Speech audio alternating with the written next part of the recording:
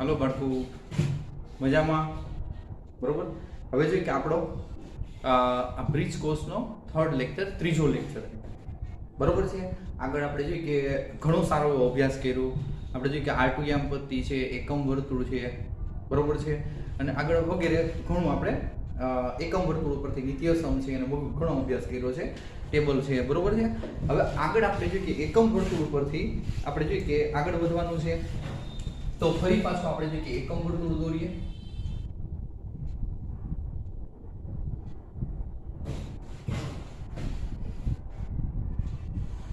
અહીંયા આપણે જોઈએ કે તમને ખબર છે કે આ પ્રથમ ચરણ, બીજું ચરણ, ત્રીજું ચરણ, ચોથું ચરણ. હવે અહીંયા આપણે એમ કહીએ કે અહીંયા q તો a એટલે 1 0. અહીંયા આપણે જોઈએ કે લખ્યું હતું 0 1 અને અહીંયા લખ્યું હતું આપણે -1 0 અને અહીંયા 0 -1 આ રીતે બિંદુઓ દર્શાવ્યા હતા,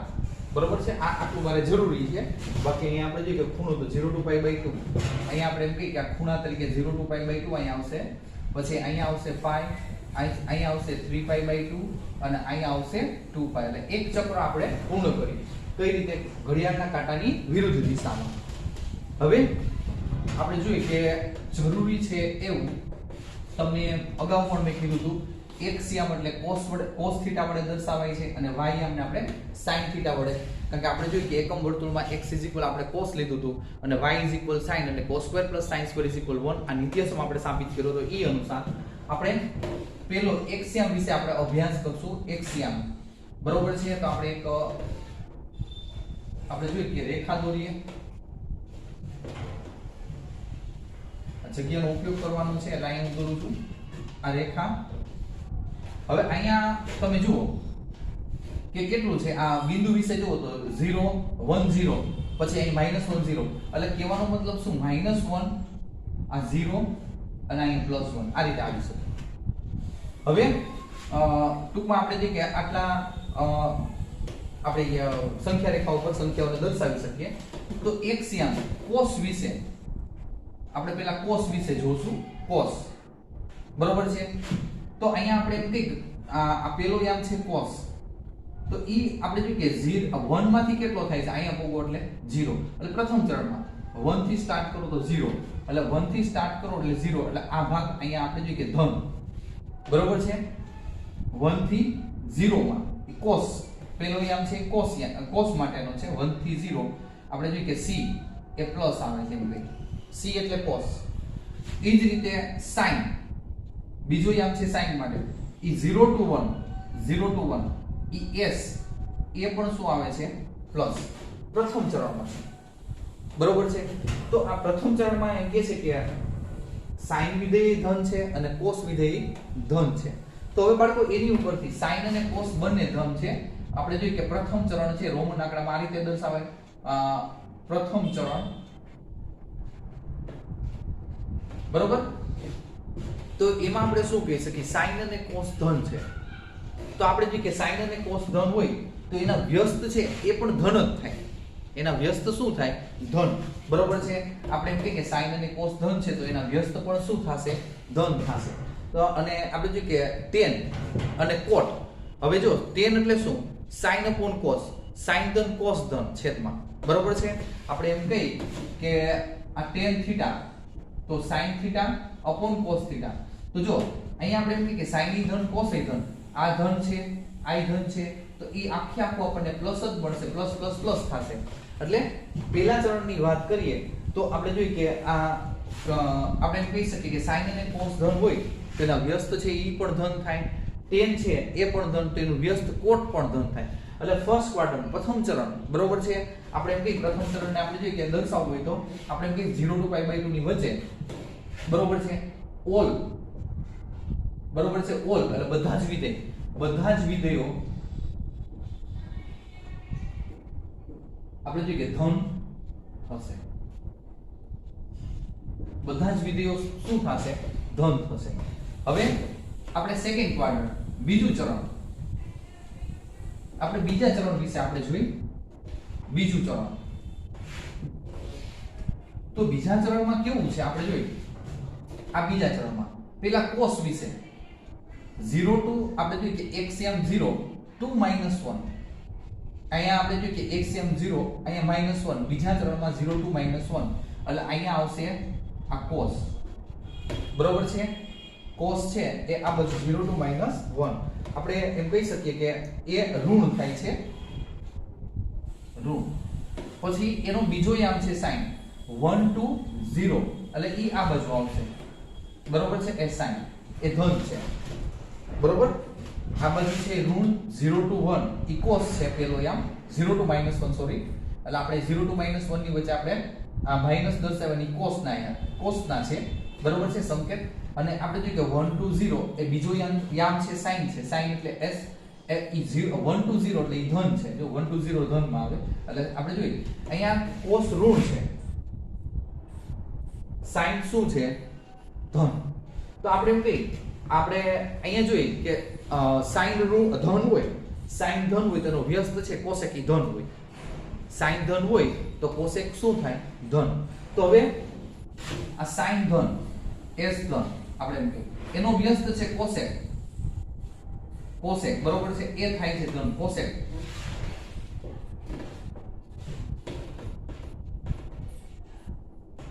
એ થાય છે ધન બરોબર છે sin ધન છે આખું લખી sin ધન છે તો એનો વ્યસ્ત cosec ધન થાય હવે cos તો cos કેવો છે એ ઋણ છે તો એનો વ્યસ્ત એ ઋણ જ થાય sec ઋણ બરોબર હવે tan વિશે જોઈએ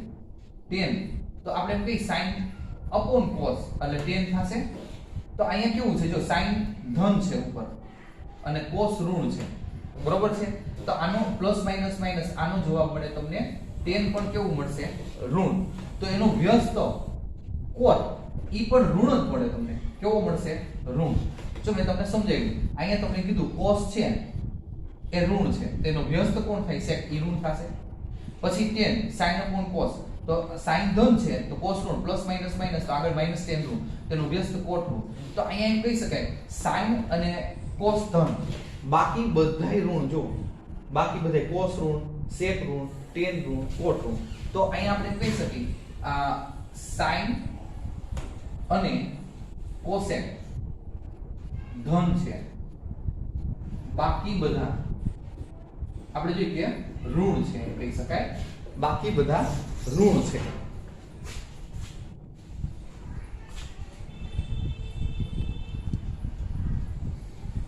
હવે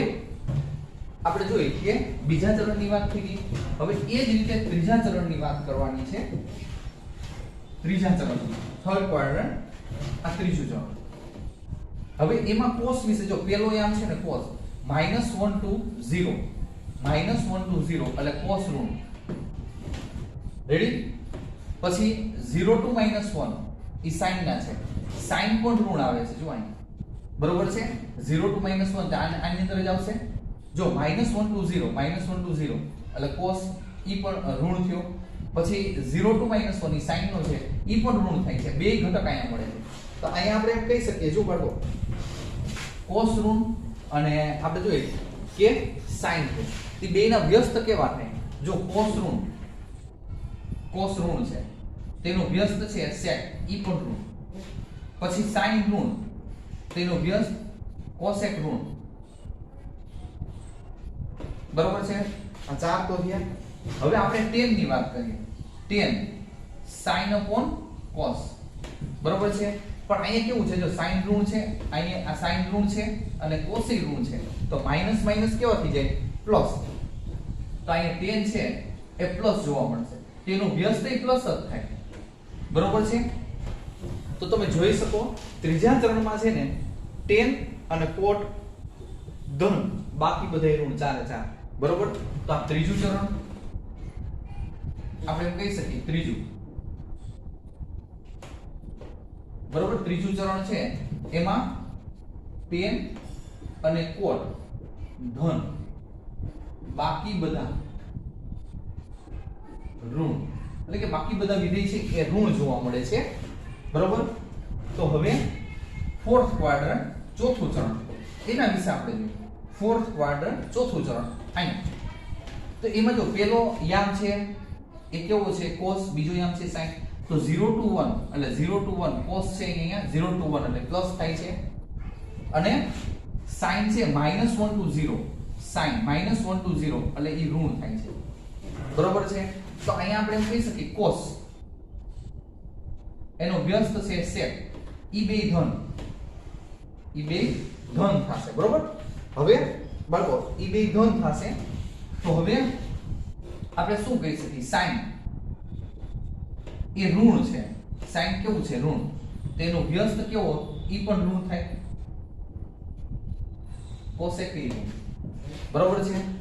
હવે tan તો આપણે એમ કહી શકીએ sin upon cos તો જો અહીંયા sin ઋણ છે અને cos ધન છે sin ઋણ સોરી માઈનસ અને cos ધન છે તો પ્લસ માઈનસ માઈનસ એટલે tan છે એ ઋણ જોવા મળે છે tan કેવું જોવા મળે આપણે એમ કહીએ કે ઋણ બરોબર tan ઋણ જોવા મળે તો એનો વ્યસ્ત કેવો જોવા મળશે એ પણ ઋણ જોવા મળે એનો વ્યસ્ત પણ શું જોવા મળે વ્યસ્ત તો એ પણ આપણને ઋણ જોવા મળે એટલે અહીં ધન કોણ જોવા ચોથા ચરણમાં ધન કોણ જોવા મળશે cos અને એનો વ્યસ્ત બાકી બધાય છે એ ઋણ જોવા મળે છે અને ચોથું ચરણ બરાબર છે ચોથું ચરણ એમાં કોણ ધન cos અને sec એ ધન છે આપણે જોઈએ કે બાકી બધા ઋણ છે બરાબર અહીંયા આપણે જોઈ શકીએ cos છે એક જ ધન તો એનો વ્યસ્ત છે એ ધન જોવા મળે છે sin ઋણ તો એનો વ્યસ્ત cosec ઋણ થાય બરાબર છે પછી tan વિશે તો sin upon cos તો sin ઋણ છે cos ધન તો પ્લસ માઈનસ માઈનસ તો tan કેવું તો કે ઋણ જોવા મળે tan કેવું તો ઋણ જોવા મળે તો tan ઋણ જોવા મળે તો જે ઋણ હોય એનો વ્યસ્ત તો ઋણ જ જોવા મળે એટલે કોટે ઋણ જોવા મળે એટલે અહીંયા કહેવાનો મતલબ cos અને sec ધન બાકી બધાય છે ઋણ આપણે અહીંયા આપણે જોઈએ કે આ તમે અભ્યાસ કર્યો છે કયા ચરણમાં કયા વિધેયો ધન અને ઋણ જોવા મળે છે ધન અને ઋણ જોવા મળે કયા ચરણમાં બરોબર પહેલું બીજું ત્રીજું ચોથું કયા ચરણમાં કયા વિધેયો ધન અને ઋણ જોવા મળે છે આને ભેગા કરી તો નિયમ બને બરોબર છે પહેલા પોલ પછી અહીંયા કોણ s sin પછી અહીંયા કોણ t બરોબર છે અહીંયા કોણ c તો કે all s t c નિયમ અનુસાર all એટલે પહેલા ચરણમાં બધાય ધન બીજા ચરણમાં sin s એટલે sin એનો વ્યસ્ત cosec sin અને cosec ઈ ધન બાકી બધાય ઋણ t એટલે tan અને cot એનો વ્યસ્ત ઈ ધન બાકી બધાય ઋણ પછી c એટલે cos અને એનું વ્યસ્ત છે sec ઈ ધન બાકી બધાય ઋણ જોવા મળે છે OLSTC નિયમ અનુસાર આપણે કહી શકીએ કે આ પ્રથમ ચરણ બીજું ત્રીજું ચોથું ચરણમાં કોણ ધન અને કોણ ઋણ જોવા મળે છે OLSTC નિયમ અનુસાર આ ધન અને એના વ્યસ્ત છે ઈ ધન જોવા મળે છે sin tan અને cos ઈ ધન અને એના વ્યસ્ત છે એ ધન જોવા બાકી બધાય ઋણ જોવા ઓલમાં તો આપણે જોઈએ કે પ્રથમ ચરણમાં તો બધાય ધન જોવા મળે છે હવે આપણે જોઈએ કે આગળ વિસ્તાર વિશે સમજીએ વિસ્તાર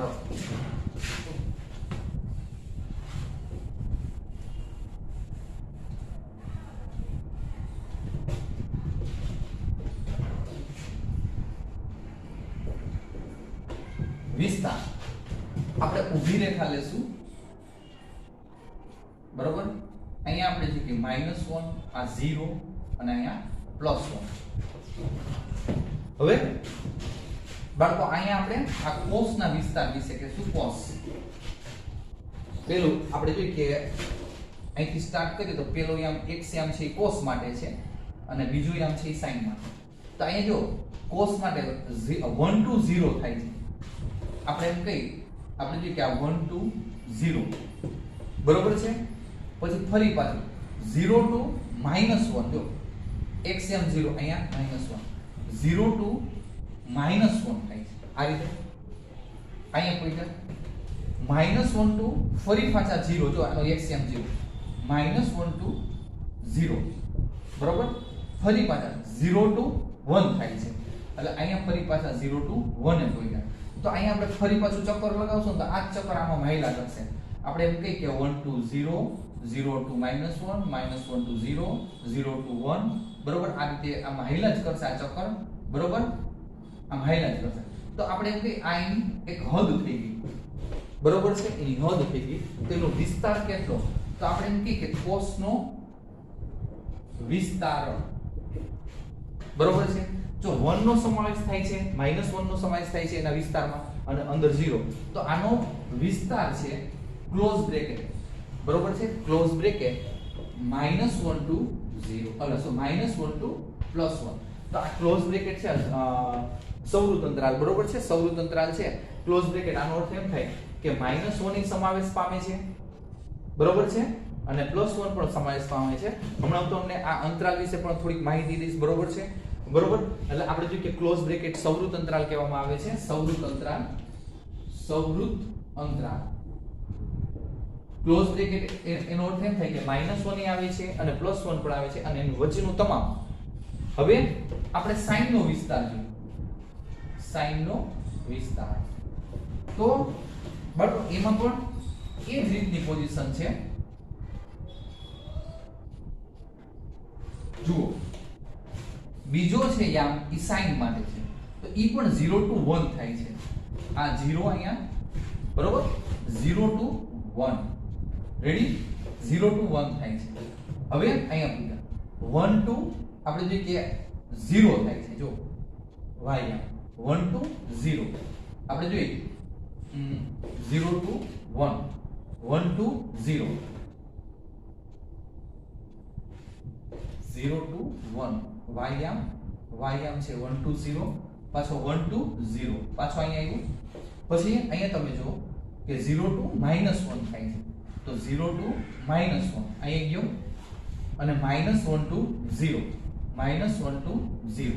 રેડી તો ફરી પાછું ઈ જ જો ઘૂંટો એટલે 0 to 1 આ 0 to 1 0 to 1 પછી આ 1 to 0 પછી અહીંથી ઉપર 1 to આ 0 રેડી પછી 0 to -1 પછી અહીંથી 0 to -1 બરોબર -1 to 0 -1 to 0 ફરી પાછા અહીંયા મૂકીએ આપણે રેડી તો આનો વિસ્તાર પણ કેટલો આ એની હદ આવી ગઈ બરોબર છે તેમાં +1 ને -1 નો સમાવેશ થાય છે અને એનો વચ્ચેનો તમામ વિસ્તાર એની વચ્ચેનો તમામ વિસ્તાર તો આપણે ક્લોઝ બ્રેકેટ -1 to +1 આપણને આપણે કહી શકીએ રેડી હવે આપણે જોઈએ છે એના પછી છે કોસ પછી સેક નો વિસ્તાર તો સેક કોણ છે આપણે જોઈએ આ સંખ્યા રેખા ઉપર દર્શાવ્યા ને તો અહીંયા છે -1 બરોબર છે આ 0 અને અહીંયા આપણે જોઈએ કે +1 બરોબર હવે અહીંયા સેક એટલે એનો કોનો તો કે કોસ નો વ્યસ્ત બરોબર છે હવે કોસ નો વ્યસ્ત એટલે આપણે એમ કહી શકીએ કે જે એનાથી ઉલટું લેવાનું ઉલટું એટલે હવે કોસ નો વિસ્તાર કેટલો આ -1 to +1 આપણે હમણાં લીધો ક્લોઝ બ્રેકેટ બરોબર છે આ એનો વિસ્તાર છે કોનો આ કોસ નો તો સેક નો વિસ્તાર એનો વ્યસ્ત એટલે એનાથી વિરુદ્ધ એટલે આ સેક નો વિસ્તાર થાય આ સેક નો વિસ્તાર બાકીનું વધુ ની બધું એની અંદર આ કોસ નો આવે બરોબર છે કોસ નો આપણે સેક નો વિસ્તાર કેવો તો સેક શું છે એટલે કોસ નું વ્યસ્ત એટલે આપણે જે કે કોસ વાળો ભાગ નહીં લેવાનો વ્યસ્ત એટલે એને વિરુદ્ધ લેવાનું બધું તો આ બાજુ એટલે આનો વિસ્તાર કઈ રીતે સંખ્યા રેખા નંબર લાઈન એને r વડે દર્શાવે r હવે આ નથી લેવાનું -1 એ નથી લેવાના અને +1 એ નથી લેવાના તો અહીંયા બાળકો -1 to +1 સાદો કાઉન્ટ આનો મતલબ એમ થાય કે આમાં -1 ની સમાવેશ નથી પામતા અને +1 એટલે સાદો કાઉન્ટ જો અહીંયા છે ને અંતરાલ વિશે મારે તમને વાત કરવી પડે એ એક રહી ગયું છે અને પછીનો ટોપિક ઈ જ લેશું આપણે -1 to +1 એટલે -1 નો સમાવેશ થાય છે અને +1 નો સમાવેશ થાય છે અહીંયા આપણે જોઈએ કે આ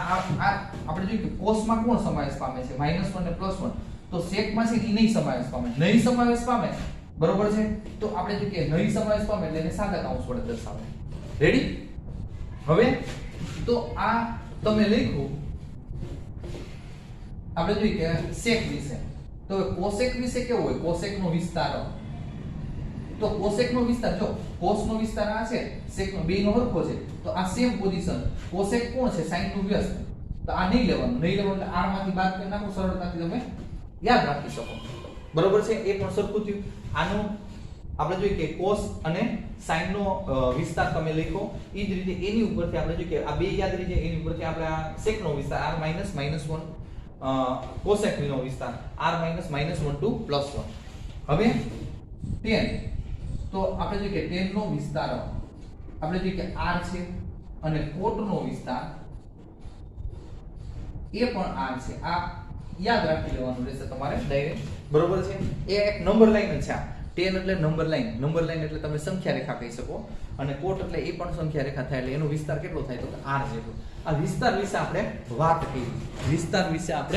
વાત કરી. મારે તમને અંતરાલ વિશે માહિતી દેવાની છે છોકરાઓ. અંતરાલ વિશે આ થોડુંક મારે કીધે